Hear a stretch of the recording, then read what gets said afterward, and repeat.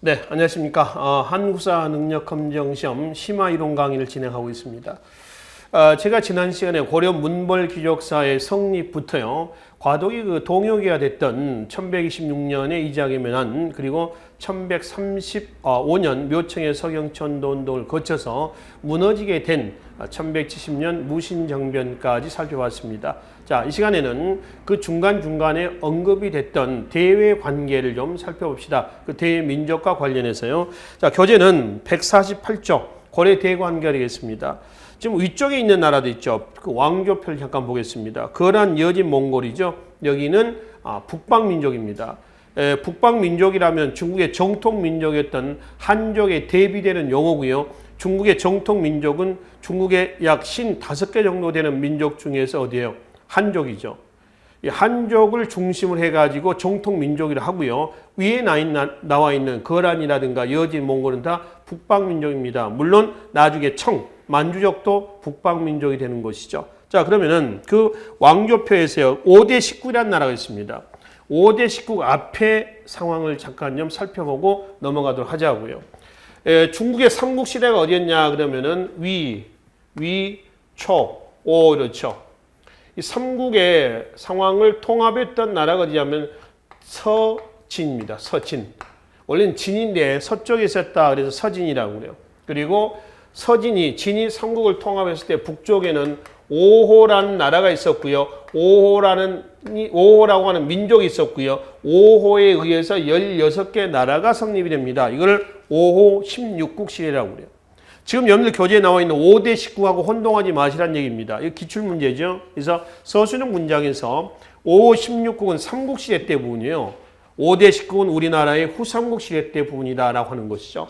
그 중에 오호, 5 오랑캐입니다. 호라고 하는 건 오랑캐 호자를 씁니다. 오랑캐 호자 이렇게 쓰죠. 그래서 흉노족, 선비족, 갈, 강족 이 5개 민족을 오호라고 그래요. 이 오호 세력이 4세기 때 남진합니다. 그러니까 진이 이제 어디로 도망을 치면 동쪽으로 도망을 치죠. 동진이 성립됩니다. 동진 다음에 송이 나오고요.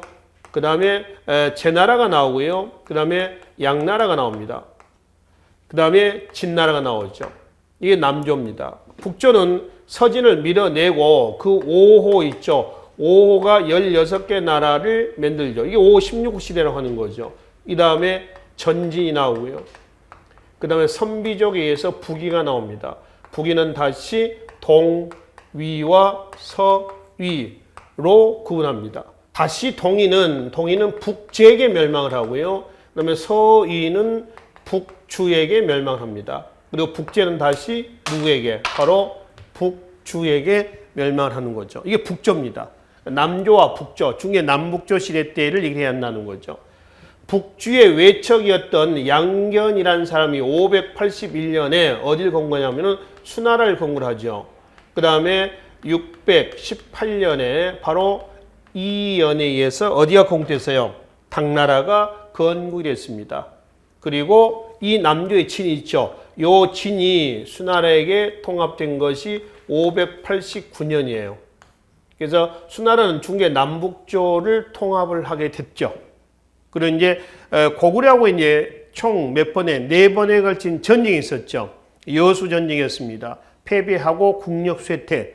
그리고 이연이 당을 건국했습니다. 그러니까 수나라는 오래 가지 못했어요. 한 40년 만에 막을 내립니다.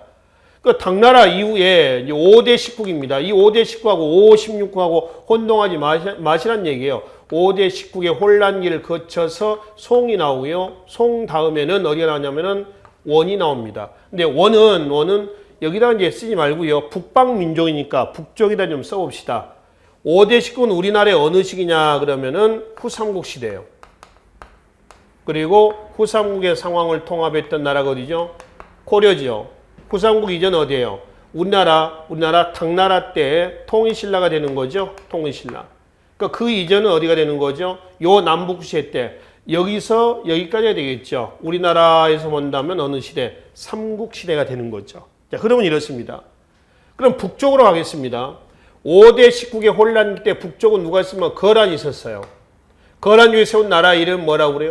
요라고 그러죠. 삼국 통일 이후에 옛날 고구려민들이 대조영을 중심으로 해서 발해를 건국을 했었죠. 그 발해가 698년에 건국이 돼서 926년에 거란에게 멸망을 했었죠. 그렇죠? 근데 거란이 1125년에 어디에 멸망했어요? 여진에게 멸망하고 있죠. 여진족이 세운 나라를 금이라고 되어 있죠. 교재 참고하시면 됩니다.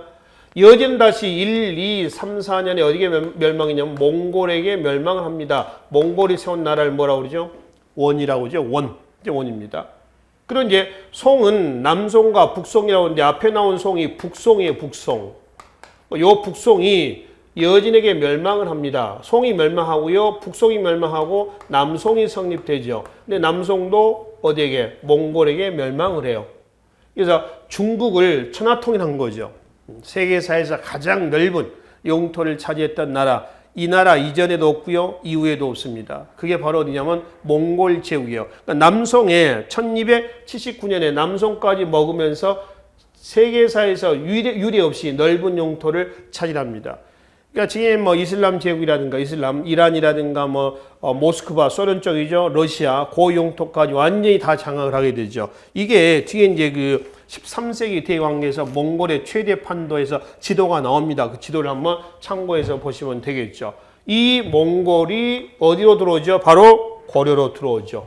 내려옵니다. 이때가 바로 우리나라에서는 무신정권 고종 19년, 고종 18년이죠. 18년 1231년 1차 침략부터 시작을 해가지고 이후에 한 9차까지 이제 전개된단 말이에요. 이때는 무신정권 누구 때라고 했어요? 최씨 정권에서 누구 때? 최후 때가 되는 거죠.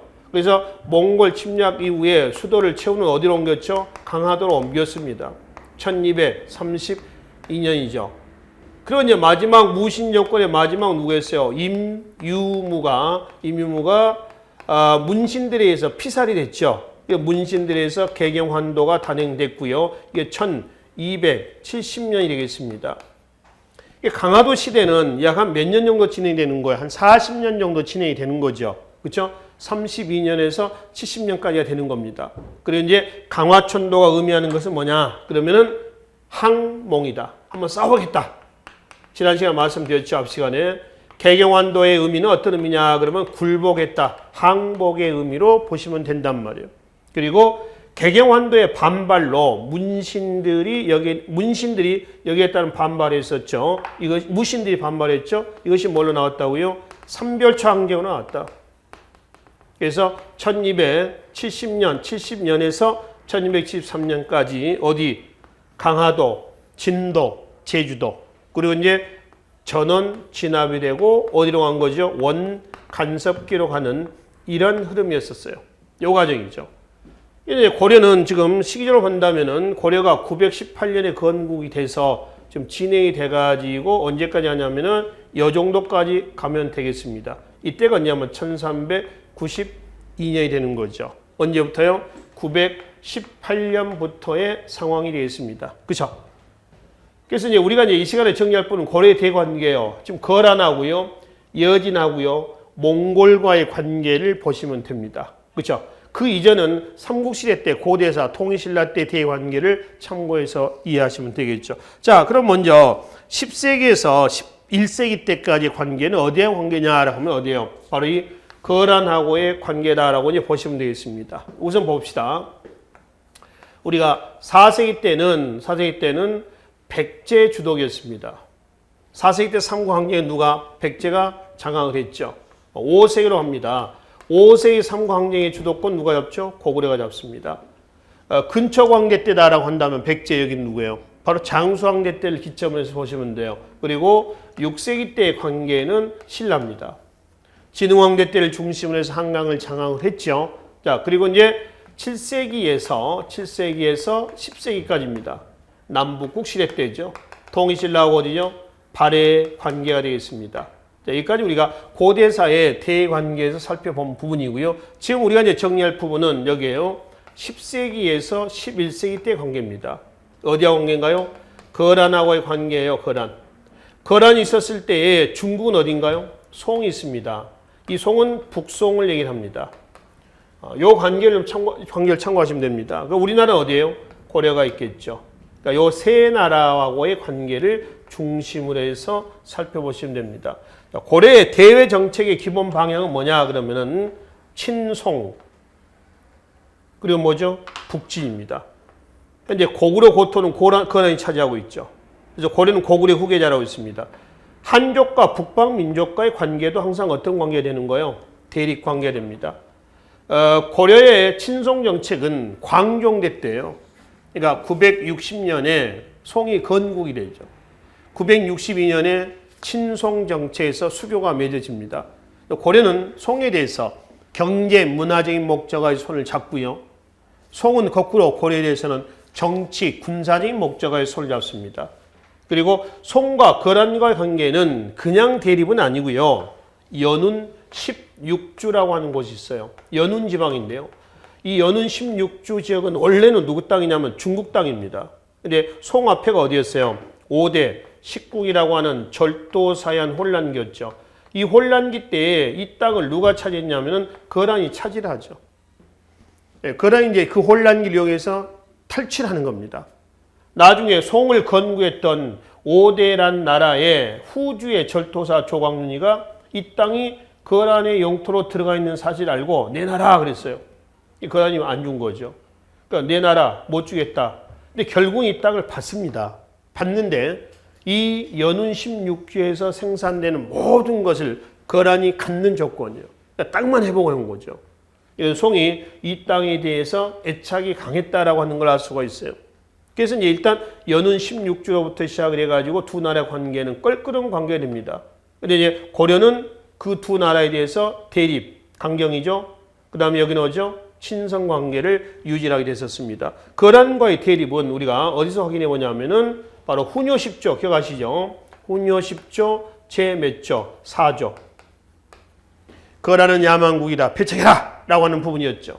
또 하나 태조 때 보면은 그때 만부교 사건이 있었죠. 그죠? 낙타를 개경에 만묵에 묶어서 굶어 죽인 사건 얘기라고요. 그 다음에 3대 정종대 가면은 광군이라고 하는 특수부대가 있었고요. 광군을 관할하는 관청을 뭐라고 그래요? 광군사라고 얘기를 하는 것이죠. 이런 부대가 있었단 말이에요. 일련의 이런 것은 거란과의 관계가 껄끄러웠음을 보여주는 자료입니다. 이 배경에서 고려에 대한 총 몇 차죠? 3차 침입이 감행이 되는 거죠. 그 3차 우리는 침입의 경과와 그리고 뭐죠? 결과를 중심으로 해가지고 살펴보시면 되겠습니다. 이게 11세 형계요. 자, 1차부터 한번 보겠습니다. 교재 한번 봅시다. 1차 성종대 때입니다. 993년입니다. 이때 이제 거란이 고려 친송 정책과 북진 정책, 만부교 사건 등으로 해서 기본적으로 대립 관계였다가 둘째 줄 봐봐요. 거란은 고려가 차지하고 있는 고구려 고토의 반응과 단송 친영, 그러니까 송과의 관계를 끊고 자기네들하고 뭐해라? 손 잡아라 라고 요구를 해오는 겁니다. 이때 소선영이 80만 대군을 데리고 들어오자 서희가 담판해가지고 막아내죠. 밑에 사료 있죠. 소선영하고요. 그 다음에 서희의 담판 사료 내용이 있습니다. 이 사료는 뭐 외우실 필요는 없습니다만은 이거 소선영과 서희하고의 담판 내용이다. 이 담판의 결과는 강동육주 회복으로 나옵니다. 이런 정도 내용들이 인지를 좀 하셔야 됩니다. 아시겠죠? 그래서 소선영의 주장 내용과 밑에 서희의 반박 내용을 보시면 됩니다. 맨 밑에 결과만 보겠습니다. 그래서 이제 양국이 공동으로 압록강 유역의 여진족을 몰아내기로 합의해서 여진족을 축출합니다. 여진족이라 한다면 지금 어디의 상황이냐면은 자, 이 상황에서 고려 영토는 청천강에서 영흥만까지 되어 있어요. 그렇죠? 신라 때 대동강 원산만에서 이만큼 올라간 거죠. 근데 여기는 여진이 있었고 여진 큰 세력은 아니야 이때는 그렇죠? 그다음 여기는 어디죠? 바로 중국 송이 있었고 여기는 어디죠? 거란이 있었습니다. 근데 여진족 얘네들이 자꾸 이 압록강까지 이제 내려오는 과정에서 고려하고 거란이 같이 손 잡아서 여진을 치자. 그래서 쳤어요. 그럼 이제 거란은 고려에 대해서 뭘 요구했냐면은 바로 밑에 보겠습니다. 단송 친요 그리고 거란의 연호 사용을 해라. 그래서 하겠다. 대신 이제 고려는 거란으로부터 조공을 할 테니까 땅 좀 내라. 그래서 어디를 확보했어요? 강동 6주를 얻었습니다. 단송 친유는 뭐예요? 송과의 관계를 끊고 고려가 거란과 친선관계 유지하겠다는 거예요. 그리고 또 하나 연호 사용이 있습니다. 연호. 연호를 쓴다는 것은요. 이거는 형식적이었습니다만은 고려가 거란하고 어떤 관계를 맺는다는 거죠? 군신 관계를 맺는다는 겁니다. 임금과 신하의 관계를 맺는다. 이 얘기란 말이에요. 아시겠죠? 이게 이제 나중에 2차 침략으로 넘어간단 말이에요. 일단 이렇게 해서 마무리가 됐고요. 고려는 거란으로부터 어디를 얻었어요? 강동 6주를 얻었습니다. 우리나라 영토 확장 과정에서 최초로 압록강 하구까지 넘어가는 그러한 계기가 되게 된 계기가 됐습니다. 그래서 일단 1차 침략은 여기서 마무리가 됐어요. 그러면 이제 다음 장에 149쪽에 한번 가겠습니다. 2차 침략이 있습니다. 현종이 즉위하자마자요. 1010년입니다. 이건 뭐냐면은 고려에서 목종을 폐하고요. 현종을 옹립한 사건이 있죠. 이게 뭐냐면 강조의 정변이었어요. 강조라는 사람의 일종의 쿠데타입니다. 이게 왜 거란의 침략의 2차 침략의 원인이 됐냐라고 하면은 1차 때 연호를 쓴다고 그랬잖아요. 그러니까 연호를 쓴다는 얘기는 군신의 관계를 맺는다 이런 얘기인데 고려에서 강조의 정변을 해서 목종을 피하고 현종이 옹립이 됐습니다. 그러니까 거란이 내정 간섭하는 거죠. 야, 누구 맘대로 니네 왕위 교체가 있었느냐? 왜 우리의 승인을 받지 않았냐? 이거예요. 여기다가 1차 때 고려가 거란부터 강동 6주를 얻으면서 바로 뭐 한다고 그랬어요? 단송, 친유한다고 그랬죠. 이 단송, 친유 약속을 안 지키고 있지. 또 고려에서 강조의 정변이 일어났지. 여기에 따른 반발이 현종이 즉위하자마자 1010년에 2차 침략이 단행이 되는 겁니다. 2차 침략은 좀 사건이 컸죠. 자, 거쳐보겠습니다. 40만 대군을 데리고 거란에 성종이 직접 내려오죠. 이때 강조의 정변을 주동했던 강조는 통주에서 패배해서 납치가 됐고요. 수도 개경도 함락됐어요. 2차 때. 그러니까 왕은 전라도 나주까지 피난을 가게 됩니다. 근데 이제 문제는 이때 전쟁은 계속 내려오는 건 좋습니다만은 항상 퇴로를 확보를 해야 돼요. 근데 지금 압록강 하구 쪽에서 귀주라든가 통주 이쪽에서 자꾸 길이 막히는 겁니다. 자칫 거란 입장에서는 도관에 든 쥐가 될 수가 있어요. 그래서 거란이 고려에 화의를 요청했고요. 그래서 화의 관계를 맺습니다. 어떤 내용이 쌓이느냐면은 고려의 현종이 직접 조공을 짊어지고 거란에 갖다 바치겠다. 입조를 조건 내 가지고 화의가 체결되고 거란은 물러갔습니다. 그럼 이제 거란에 2차 때 약속대로 현종이 입조를 해야 돼요. 특산물, 조공물을 가지고 거란에 갔다가 바쳐야 되는데 안 지킨단 말이에요. 그래서 거란이 고려에게 야, 그러려면은 니네 강동 6주 내놔라. 그것도 안 내놔. 그래서 3차 소배합이 거란의 소배합이 천종 9년 1018년에 10만 대군을 데리고 들어옵니다. 이것이 뭐예요? 제 3차 침략이야. 이걸 누가 막아냈죠? 강감찬이 1019년에 귀주에서 막아냈습니다. 이 강감찬이 뭐라고 그래요? 귀주대첩이라고 그래요. 그래서 총 3번에 걸친 전쟁은 고려의 판정승으로 끝이 났습니다. 이게 거란과의 관계였었어요. 자, 그 전쟁의 영향을 좀 보겠습니다. 바로 밑에 한번 보죠. 고려와 송거란 사이에 팽팽한 세력 균형이 유지가 됐으며 거란과 국교가 수립됩니다. 그래서 거란에 대장경이 들어와서 2차 대장경, 의천의 뭐죠? 교장 또는 속장경이라고도 그래요. 교장 간행에 영향을 줬습니다. 또 2차 때에 개경이 함락됐다고 그랬지. 거란 침략으로 이때 개경에 대한 수비책, 수비 보완책이라는으로서 강감찬의 주장으로 나성이 축조됩니다. 나성은 바깥 외자를 써서 외성이라고 그래요. 도시 전체를 둘러싼 성을 외성, 나성 이렇게 한다는 거죠. 그리고 천리장성이 축조가 됩니다. 이걸 고려장성이라고도 그래요.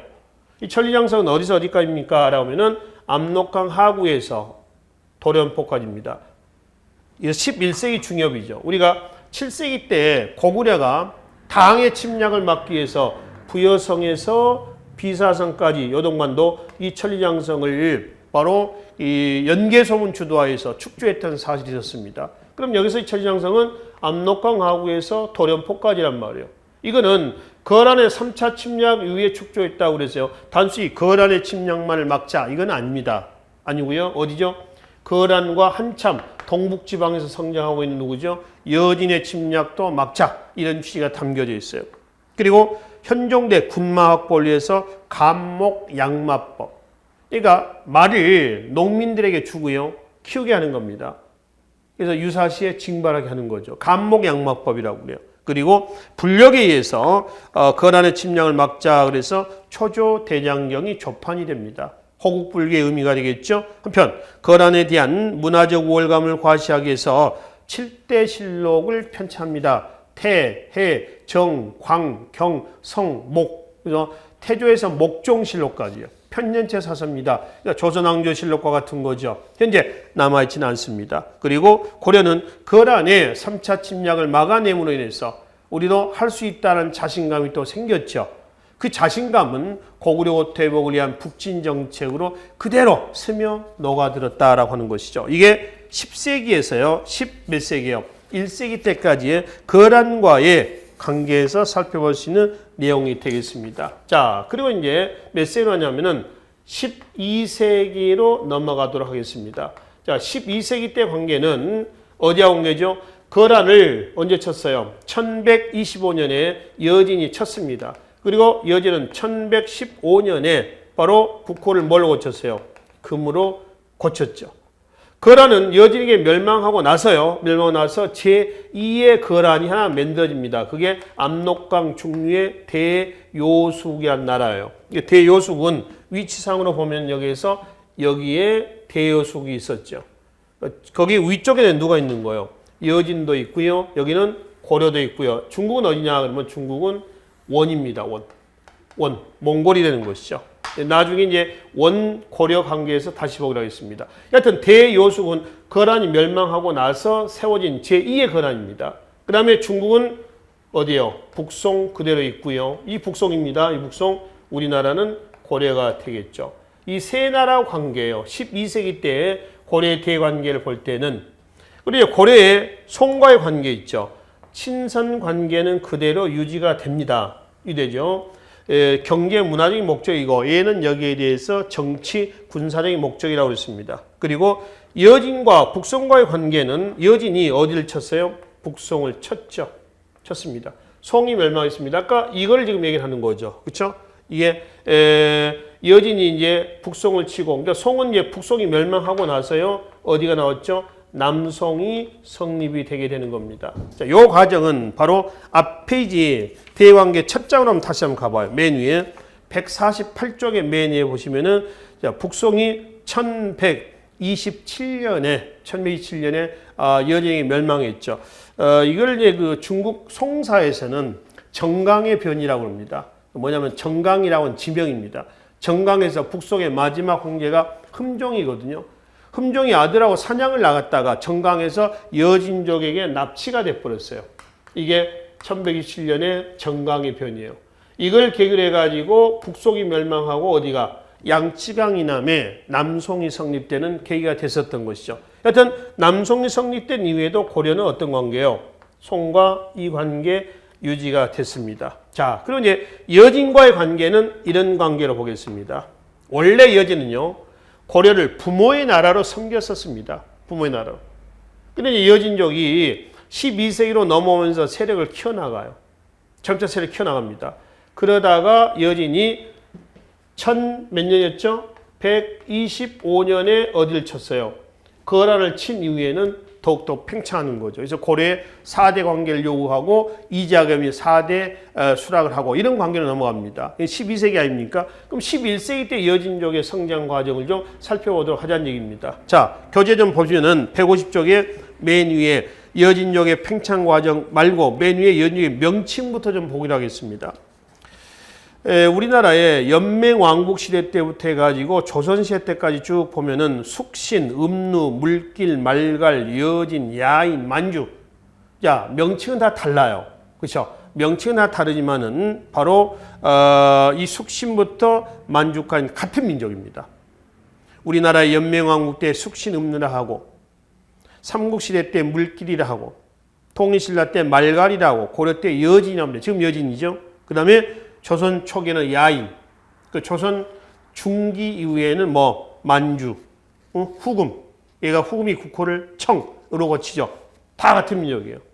근데 이 여진족이 바로 밑에 보겠습니다. 이 여진족이 11세기 때 와가지고 이제 세력을 점차 키워나갑니다. 그러다가 12세기 때 와가지고 완颜부의 주장 영가, 우야소 등이 여진족을 통합을 해서 세력을 팽창하면서 고려로 내려옵니다. 고려하고 이제 충돌하게 되는 것이죠. 그래서 이제 충돌하면서 숙종대 때에 윤관이 여진을 토벌하러 갔는데 깨졌다고 그랬죠. 1104년에. 갔더니 여진족은 기마병이었어. 그래서 여진족을 치기 위해서 다시 돌아와서 별무발을 편성했습니다. 신기군, 신모군, 항마군. 그렇죠. 그래서 별무발 편성해서 숙종대 때에 여진을 토벌하려고 했는데 숙종이 급사를 했어요. 그래서 고려는 숙종대 때 여진 토벌을 못하고 숙종 다음에 누가 나왔죠? 예종이 나왔다고 그랬죠. 이장님한테 말씀드렸죠. 예종대 때에 윤관이 별무반을 편성을 해가지고 여진을 토벌합니다. 그리고 함경도 쪽에 동북 구성을 축조하게 되는 거죠. 이 동북 구성의 위치에 대해서는 여러 가지 논란이 있습니다만 현재 우리 교과상에서의 동북 구성은 함경도 쪽으로 되어 있습니다. 일부는 압록강 이북설이라는 얘기도 있고 그렇습니다만은 그래서 동북 구성은 이제 1107년에 축조가 돼서 1109년에 만 1년 반 만에 돌려줬다고 그랬어요. 왜 돌렸냐면은 여진에 돌려달라는 요구도 있었고 또 조공 바치겠다는 얘기도 있었고 또 동북 쪽에 수비를 하다 보니까 북서쪽에 누가 또 아직은 있어요. 거란이 있었거든요. 그 동시에 못 막은 거죠. 아직 거란 멸망하기 전이니까 이때는. 그래서 수비 문제로 인해서 돌려줬습니다. 1109년에.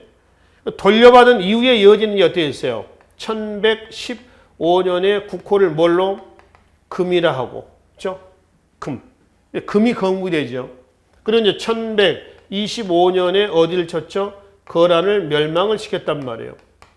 1126년에 고려에 4대를 요구를 했고요. 이때 이자겸이 4대 수락을 했고요. 그리고 고려에서는 뭐가 터졌죠? 이자겸의 난이 일어났었어요. 그렇죠? 실패로 끝났던 이자겸의 난입니다. 그리고 1127년에 바로 북송을 멸망을 시켰어. 북송을 멸망시키고 1107년에 곧바로 또 중국은 어디가 남송이 성립이 됐단 말이에요. 자, 요 과정입니다. 요 과정이죠. 자, 그렇게 해서 이제 팽창해 가다가 바로 1234년에 몽골에게 멸망합니다. 이어진이 1, 2, 3, 4년에 몽골에 멸망한단 말이에요. 멸망하고 나서 제2의 여진이었었던 뭐가 나오냐면 동진국이 건국이 됩니다. 동진국을 대진국이라고도 일합니다. 대진국 또는 동진국 그렇죠. 이게 12세기 고려의 12세기 여진과의 주관계에 해당하는 사건들이죠. 자, 그 다음 이제 이어서 보겠습니다. 13 몇 세기요? 4세기입니다. 이 13, 4세기는 고려의 대관계는 여진을 치고 성장했었던 어디예요? 바로 이 몽골하고의 관계입니다. 몽골이 세운 나라를 뭐라고요? 원이다. 중국은 아직은 어디에 있어요? 북송 멸망한 이후에 성인 남송이 있죠. 몽골이 있고요. 이 남송도 나중에 어디게? 몽골에게 무너집니다. 이때가 언제예요? 1279년입니다. 1279년이라고 한다면은 사실 우리나라 고려를 한번 하겠습니다. 고려는 1279년은 개경환도 이후에 지금 삼별초 항쟁, 그죠? 삼별초 항쟁, 요 시기입니다. 요 시기에 해당되는 부분이에요. 그러니까 1279년에 기점을 해가지고 요 분위기다라고 이제 보시면 됩니다. 이거는 중국사 먼저 정리하고 우리 한국사로 돌아와서 보기로 하죠. 자, 고려. 남송이 멸망하기 전까지는 고려는 남송과의 큰 외교 관계는 큰 변화가 없습니다. 그리고 이제 우리가 살펴보는 고려하고 몽골과의 관계예요.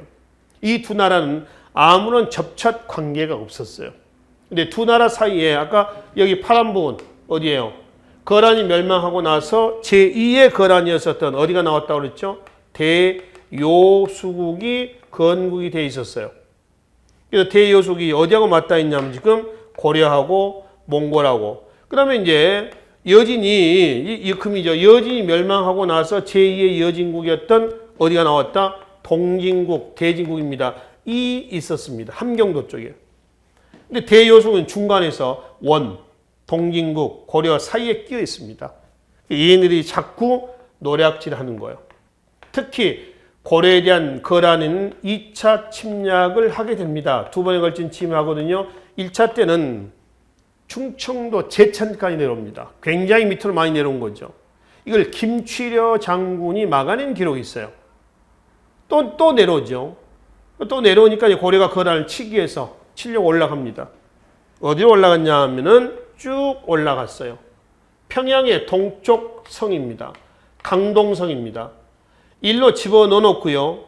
몽골, 동진이 연합해 가지고 대요숙을 즉 거란을 토벌합니다. 이걸 뭐냐면 강동성의 역 또는 강동의 역이라고 일합니다. 1219년입니다. 강동성의 역은 고려, 몽골, 동진 연합군이 어딜 친 거예요? 거란을 친 거예요. 그리고 나서 이제 거란을 뿔뿔이 찢어 놓습니다. 고려를 해체시키는 거죠. 한 마을을 만들어줘서 살게 해줍니다. 찢어 놓고 그 마을을 거란장이라고 그래요. 거란장. 근데 이제 문제는 강동성의 역에 몽골이 고려에 이걸 계기로 해가지고 여몽 협약에 압박을 넣는 겁니다. 즉 몽골은 고려에 대해서 야 우리 힘으로 우리가 도와줘서 니네 눈의 가시가 됐던 거란을 치지 않았냐. 그래서 협약을 맺고 조공을 갖다 바쳐라. 그래서 강동성의 역을 계기로 해가지고 여몽 고려와 몽골 간에 협약이 체결됐어요. 그래서 여몽 협약이 체결되고 그리고 이제 조공을 받아가던 몽골 사신 누구죠? 저고여가 피살입니다. 이걸 계기로 해가지고 몽골의 고려 침략이 단행이 됩니다. 이때가 이제 1차 침략 1231년이란 말이에요. 아까 말씀드렸던 1차 침략이었습니다. 에서부터 해가지고 전개가 된 것이 이제 어디로? 이렇게 해서 결국 원간섭기로 넘어가는 이런 과정이었어요. 그래서 이 강동성역은 우리가 여몽 첫 접촉 계기가 됐다. 이렇게 평가를 하시면 되겠죠. 그렇죠? 이게 강동성역인데 여러분들 가지고 있는 교재는 152쪽 있죠. 맨 밑에 강동성의 역에 대한 내용이 있습니다. 그 내용을 좀 참고해서 보시면 되고요. 그 맨 위에 152쪽 맨 위에 보면은 몽골의 최대 판도 해가지고 지금 현재 중국 땅 있잖아요. 중국 땅이 지금 몽골이고요. 그죠? 몽골이고요. 그 다음에 왼쪽에 보면 오고타이, 차카타이, 러시아 쪽에 킵차크, 그 다음에 일한국에서 이슬람, 즉 이란 부분 있죠. 여기까지 형성이 되어 있습니다. 한국이라고 있습니다. 몽골의 제국이죠. 사한국이에요. 한국 그렇습니다. 이 한자는 군주 한자입니다. 그러니까 워낙 넓은 영토이기 때문에 원나라 몽골 황제가 다 다스리지 못하고 바로 뭐라냐면은 자식들을 아들들을 보내서 대신 통치하게 하는 것이죠. 그래서 오고타이 한국, 그 다음에 차카타이 한국, 그 다음에 킵차크 한국, 그 다음에 일한국에서 이 4개 한국이 됐어요. 세계사에서 몽골 이전 이후에 몽골처럼 넓은 나라는 없습니다. 현재 20세기에 들어와서 지금 현재 21세기 때 세계에서 가장 넓은 영토 면에서 넓은 나라는 어디예요? 지금 러시아죠. 러시아가 가장 넓습니다. 근데 그 러시아 일부까지도 지금 몽골이 차지하고 있는 거죠. 킵차크 한국이 바로 그쪽이 되겠습니다. 지금 모스크바 있는 데 있죠. 그쪽까지 올라가고 있다라고 하는 겁니다. 자, 153조로 하겠습니다. 그래서 이제 저고여 피살을 계기로 해서 시작된 몽골의 침략은 맨 밑에 9차까지 해서 진행이 되고 있죠. 그 중에 몇 개만 좀 보기로 하겠습니다. 그 중에 2차 한번 보실래요? 2차 때 1232년입니다. 강화를 맺고 나서 조공을 너무 많이 요구하니까 1232년에 최후가 수도를 어디로 옮겼어요? 강화도로 옮깁니다. 2차 침략 때. 이게 1232년 2차 침략 직후 같은 해가 되겠죠. 그렇죠? 자, 그리고 이제 2차 침략의 결과를 한번 봐봐요. 몽골의 살리타가 재침했다는데 1차 때, 2차 때 들어왔던 사람이 몽골 장수 살리타예요. 근데 2차 때 어디서 죽였냐면은 지금의 경기도 용인입니다. 용인은 처인입니다. 옛날 지명이. 이건 처인 부곡이었어요. 향, 부곡, 소할 때 부곡을 얘기한다는 거죠. 이 처인 부곡민이 막아냈어. 즉 살리타를 죽였단 말이에요. 그래서 강화도 정부에서는 이거를 높이 평가해서 현으로 승격을 시켰어요. 이때 살리타를 죽였던 사람이 누구냐면은 승려 하나 있죠. 그 승려 바로 2차 때 김윤우입니다. 강화도 정부에서는 김윤우에게 벼슬도 주려고 했는데 김윤우가 거절합니다. 안 받습니다. 근데 나중에 벼슬 하나 받은 것 같아요. 언제 받냐면은 몽골 침략 이후에 밑에 쭉 가서 6차 한번 봐봐요. 6차 때 보면은 충주성에서 방호별감 김윤우가 지휘하는 충주 다인철서민들이 성을 사수했다. 라고 한 분에서 김윤우 같은 인물이거든요. 방호별감이라고 하는 일종의 무신의 어떤 그 계급이에요. 방호별감이라고 하는 관직을 얻고 있는 걸 봐서 나중에는 관직을 받은 것 같습니다. 특히 여기에서 다인철소민들이 막아냈다. 이 충주 다인철소군요. 다인철소. 소는 수공업이나 광업에 종사하는 특수행정 구역이에요. 이게 다인철소가 뭘로? 익, 안, 현으로 또 승격이 됐어요. 오늘 특수행정구역이 소멸되게 된 계기가 된 사건은 뭐라고 그랬어요? 바로 망이 망소의 봉기 또는 공주 뭐라고 했니? 공주 명악소의 뭐란다? 봉기다. 명악소. 소가 뭐로 됐다? 바로 충, 순, 현으로 승격이 됐다고 그랬지. 그래서 다음 중 특수행정구역 소멸의 계기가 된 사건은 뭐냐 그러면 이거를 얘기를 하시면 된다라고 하는 겁니다. 그렇죠? 자, 그 다음에 2차 침략의 결과 계속 봅니다. 이때 초조 대장경과 교장 일부가 소실됩니다. 1차 대장경하고요. 의천이 만들었던 교장 또 속장경이라고 했죠. 일부가 소실돼요. 3차 침략 보겠습니다. 황룡사 구축 목탑이 소실되고요. 그리고 이제 팔만 대장경 조판이 이때 시작이 돼요. 이거 이제 팔만 대장경 몽골의 침략을 불려기 위해서 막자. 이런 이제 어떤 그 의도에서 호국불교가 되겠죠. 의도에서 조판이 됐었습니다. 그리고 이제 마지막 9차까지 해가지고 총 1231년에서 1258년까지. 그치? 몇 년 정도? 근한 20년 가까이 고려의 몽골의 침략으로 고려는 완전 유린되는 겁니다. 그러니까 이런 상황 속에서 강화도에 가 있었던 문신들은 차라리 항복하자. 개경으로 가자. 근데 무신 정권은 끝까지 저항을 하는 거죠. 못 가겠다. 싸워야 한다. 그렇죠. 그래서 반대했던 항복에 반대했던 이묘무를 문신들이 죽이고 문신들에 의한 개경환도가 단행됐고 거기에 무신들은 이걸로 반발했고 이걸 진압하면서 어디 간다? 바로 원간섭기로 들어가는 이런 과정이 되겠습니다. 아셨죠? 자, 뒤로 좀 넘어갑시다. 154쪽에 보시면 삼별초항쟁에서 어디예요? 강화도, 진도, 제주도입니다. 진도에서 배중선, 제주도에서 김통정 그렇죠. 그 강화도와 관련된 그 삼별초와 관련된 문서가 하나 있어요. 맨 밑에 자료 좀 봅시다. 고려 첩장 불심조조입니다. 이건 일본의 가마쿠라 막부에서 작성한 문서거든요. 일본의 가마쿠라 막부라고 한다면은 일본은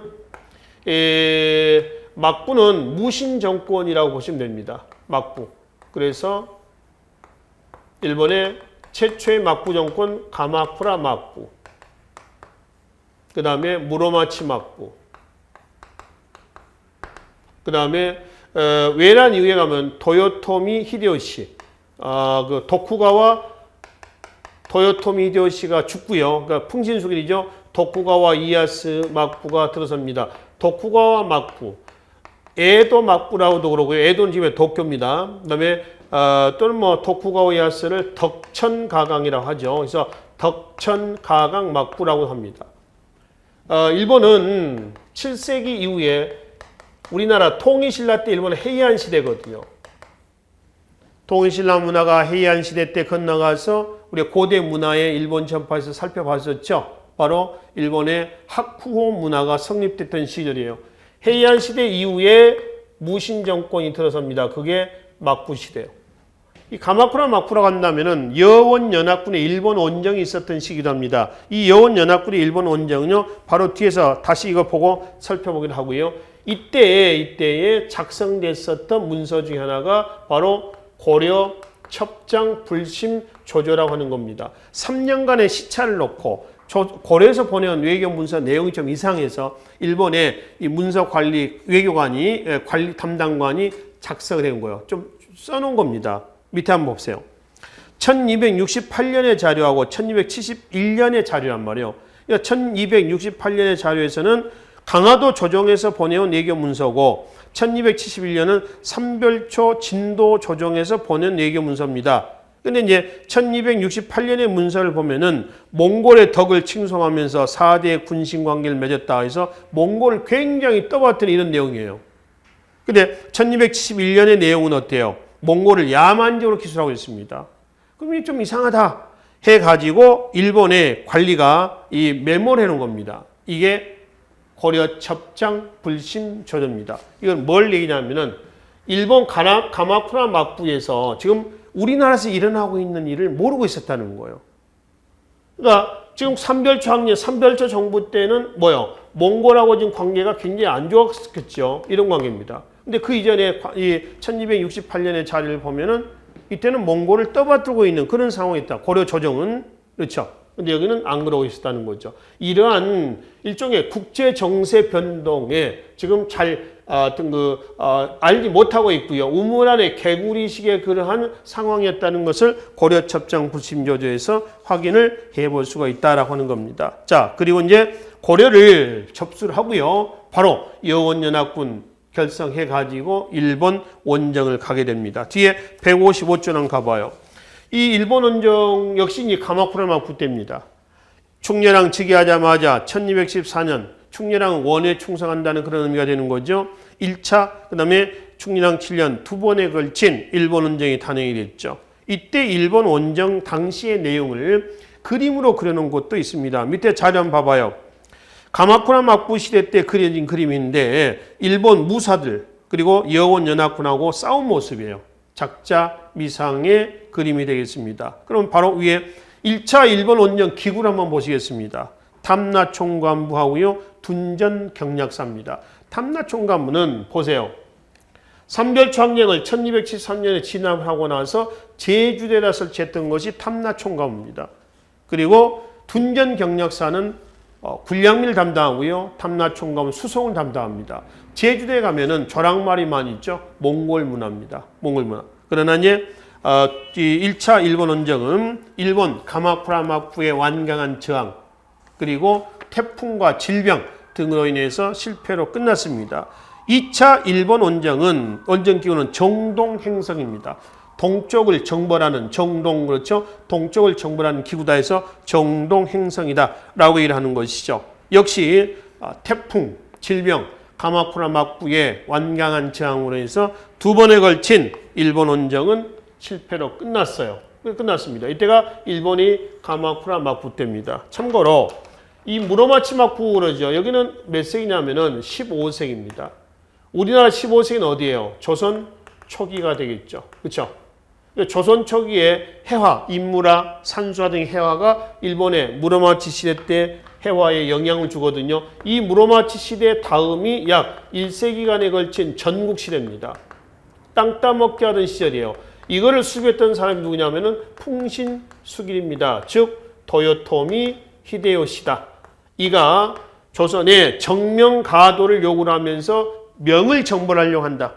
길 좀 비켜달라고 하는 거죠. 그래서 조선이 거절하죠. 그래서 조선에 대한 침략을 감행을 합니다. 외란이 있었고 또 1598년에 풍신수길이 병살하죠. 병살하고 죽기 직전에 유언으로 퇴각 명령을 하고 병살합니다. 그리고 이가 죽고 나서 누가 나와요? 덕천가강 즉 도쿠가와 이에야스가 에도 지금의 도쿄에다가 막부를 개창합니다. 이때 이제 다시 조선하고 국교가 수립이 됩니다. 이때가 언제냐면은 광해군대 때 기우년에 기우각서가 있죠. 기우약조가 있죠. 기우약조를 통해 가지고 다시 국교가 재개가 돼요. 이 위에 이제 통신사들이 왔다 갔다 하고요. 뭐 이런 과정이 나올 겁니다. 이건 이제 조선시대 가서 우리가 볼 뿐이고 일단 지금은 일본의 어느 시기예요? 가마쿠라 막부 때의 사실이다라고 하는 것이죠. 그렇죠? 자, 그리고 이제 곧바로 바로 곧 밑에만 봅시다. 영토상실로 한번 가보시죠. 이거는 몽골이 고려를 접수한 이후에 고려에 대한 일부 지역을 몽골이 차지합니다. 이거는 몽골이 고려에 들어가지고 강압적으로 이제 장악한 건 아니고요. 바로 고려의 민족 반역자들이 땅을 떼가지고 몽골에다 갖다 헌납한 거죠. 그래서 고려에 몽골의 직송령이 설치가 됩니다. 그 중에 그것이 이제 밑에 쌍성총관부하고 뭐가 있어요? 동룡부가 있습니다. 쌍성총관부터 한번 봅시다. 동북면에 조희, 탁청, 얘네들이 병마사를 죽이고요. 몽골이 투항을 하면서 이 땅을 들고 갖다 바치는 겁니다. 이게 쌍성총관부예요. 위치가 어디쯤 되냐 그러면은 자, 여기는 제주도에 탐라총관부가 삼별초 항쟁 이후에 설치가 됐고요. 탐라총관부. 그 다음에 이쪽에 쌍성총관부입니다.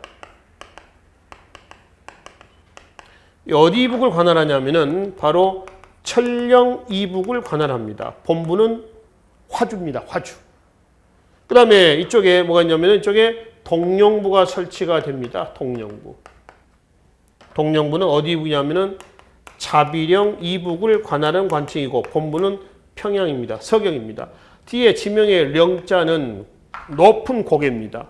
대관령, 축풍령, 미시령, 한계령 그러죠. 천령, 자비령 됐습니다. 근데 쌍성총관부는 조이, 탁창이 들고 갖다 바친 거고 동룡부도 마찬가지죠. 바로 밑에 한번 봐봐요. 서북지방의 최탄이 몽골에 귀부하면서 자비령 이북의 땅을 바치자 원이 직송령으로서 뭐를 동룡부를 설치했습니다. 그 중에 동룡부하고요. 탐라총관부는 충렬한 개혁정치 때 반환을 받습니다. 둘 다 반환을 받죠. 충렬항대 때 반환을 받았어요. 근데 쌍성총관부는 반환을 받지 못했습니다. 공민항대 때에 공민항 개혁정치 있죠. 유인우 등 신흥 무인세력들입니다. 공민항대 때 무력으로 회복했던 것이 어디냐면 바로 쌍성총관부예요. 이것만입니까? 각지에 또 뭘 놓냐면은 다루가치를 놉니다. 곡물 징수 기구입니다. 다루가치. 치는 불글 적자인데 읽을 때는 치라고 있습니다. 뜻은 사람입니다. 그래서 다루가치를 설치하는데 이 다루가치는 언제부터 설치했냐면은 1차 침략 이후에 몽골이 강화를 맺고 돌아가면서 전국에 40여 개 성에다가 다루가치를 두고 곡물 징수를 관할을 하게 했었던 거죠. 그래서 너무 많은 걸 이제 요구를 하니까 바로 최후가 2차 침략 이후에 1230년에 강화도로 수도를 옮겼었습니다. 이런 과정으로 전개된다는 것이죠. 그래서 일단 영토 축소에서 원간섭기 때 쌍성총관부, 동룡부, 탐라총관부까지만 이 시간에 정리를 하고요. 계속된 이후에 원간섭 때 고려의 모습이 있죠. 원간섭의 고려의 모습에서 밑에 부마국치 밑에 다음 장에 뭐 관제 변화라든가 원간섭 때 정치, 경제, 사회 문화의 동향을 바로 이어서 정리를 하도록 하겠습니다. 일단 여기까지 정리를 하고요. 한 10분만 쉬었다가 바로 이어서 살펴보기로 하겠습니다. 수고하셨습니다.